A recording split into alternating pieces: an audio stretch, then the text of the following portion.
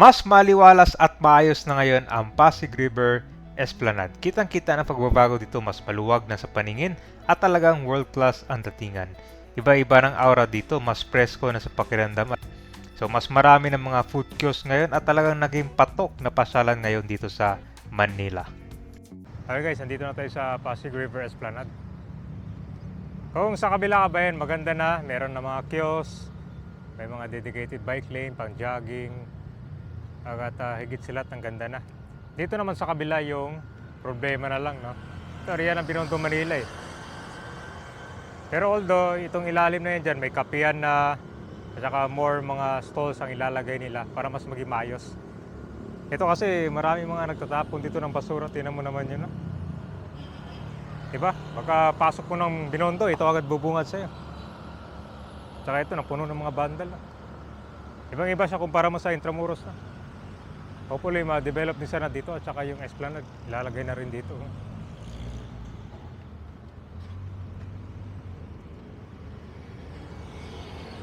So lakarin na natin papunta sa Pasig River Esplanade.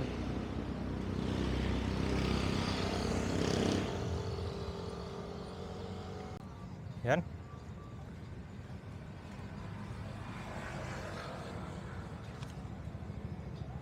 So mas maliwalas na siyang tingnan ngayon, no?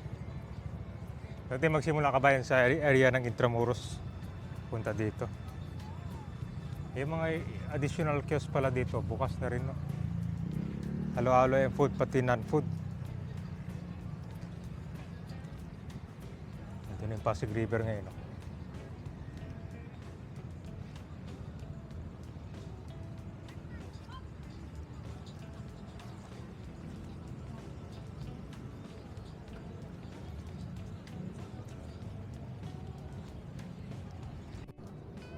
Alright guys, so nandito na tayo ngayon sa Pasig River.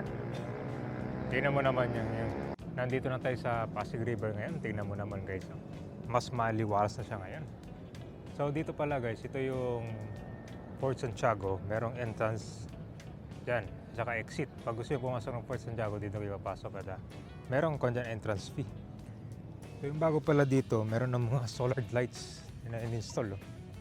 Mas dumadami na yung mga tumatagkilik nito kabayan. Kasi pandin, malalaki yung matitipid mo dito eh. Ganito pala siya, oh. Ito, marami kang magamit yan, lalo na pag panahon ng tag-summer. Maliban na lang kung bagyo guys na, kasi wala masyadong mga araw. Yan. So napakaganda ng redevelopment ng area na to. Hindi lang dito sa Riverside, pati itong Pasig River. Ang linis at organized ng promenade. Perfect pang tourism. Maganda rin yung ginawang restoration nitong heritage wall. Parang European Riverside yung dating. Ito guys, maganda dagdagan dito ng gondola ride. Wala nga eh, dati kasi nung opening nito may mga boat ride to eh. Doon malapit sa Manila Post Office. Ang napaka-relaxing tambayan sa tabing ng ilog.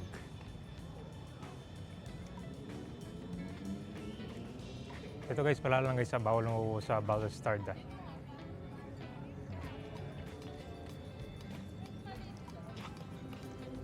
Isa ito sa one floor. Malaking open space dito sa Manila.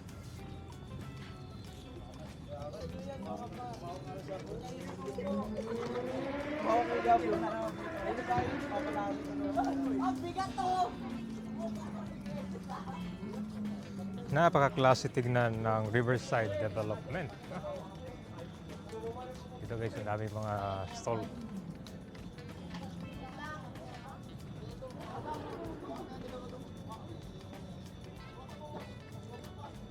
As early as 5 PM guys, may mga karamihan dito nagbubukas na yung mga food stall.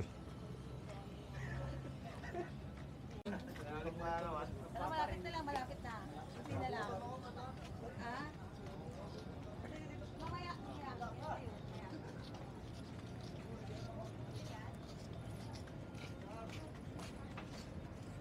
So marami din pala mga kuwan dito guys.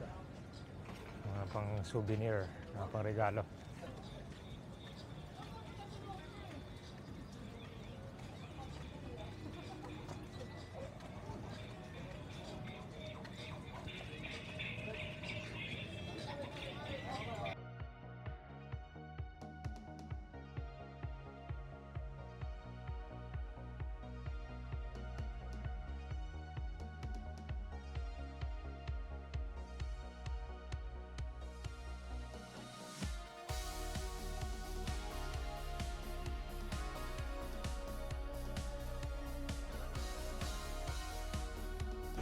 So yun lang guys, itong Esplanade daw, talagang open space lang siya. Wala masyadong mga puno dito. Malawak lang itong bike lane at saka itong pathway.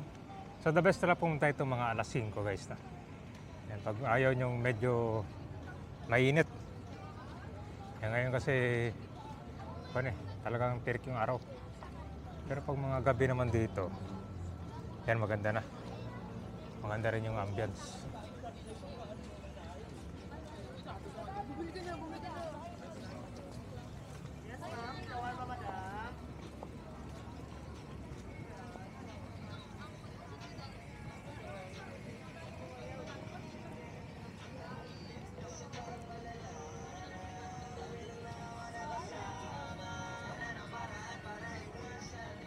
Eh, talaga kami, matagal na din yan dito.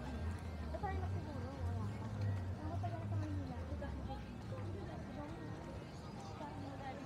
Ang bilis pala mag-fade yung pathway. Oh.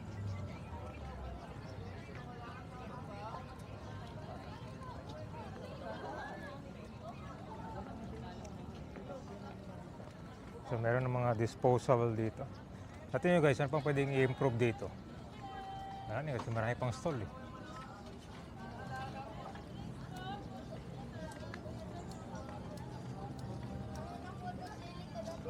So yung mga tinda nila dito guys, karamihan mga food and drinks.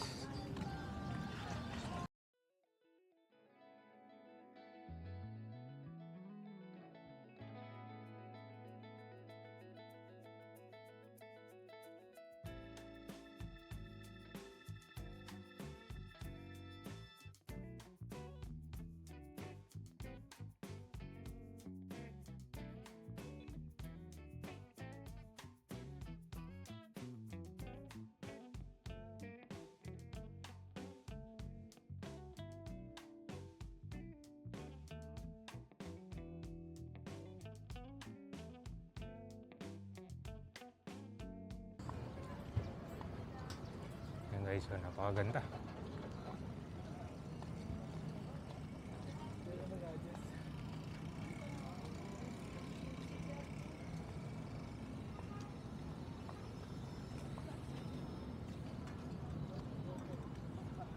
Ito na, magpupunta kayo ng Intramuros guys, sa Plaza Roma.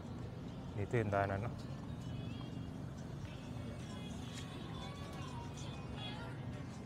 Yan. So bukas na rin yung mga ibang stall dito. Kawan, sabi dito lang eh.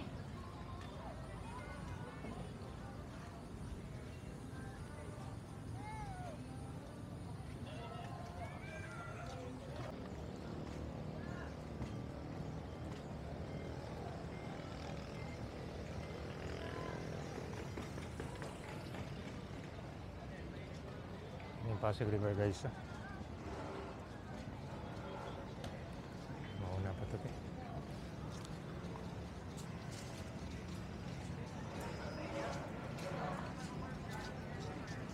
Balik ko matang.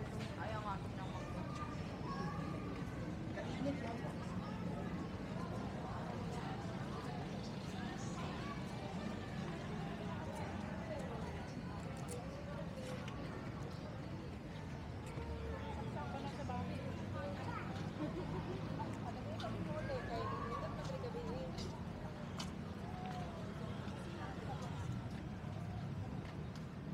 Bagong pintura guys, ito yung latest development dito eh.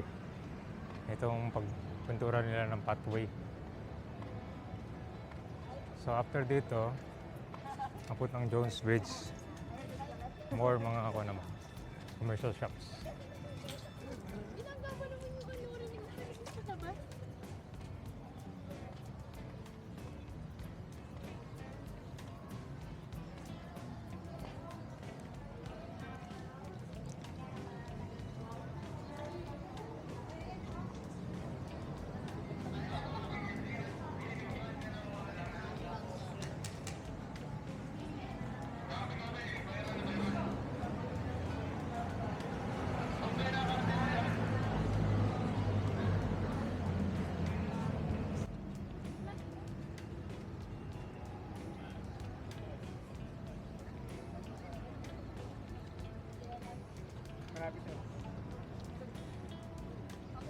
Ito yung mga commercial shops dito guys.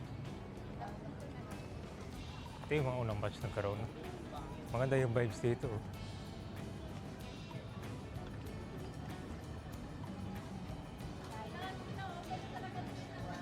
John, dire yung pangita.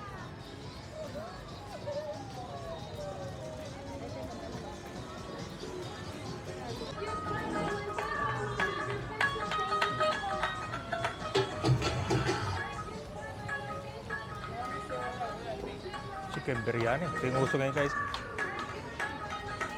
Ano to ate?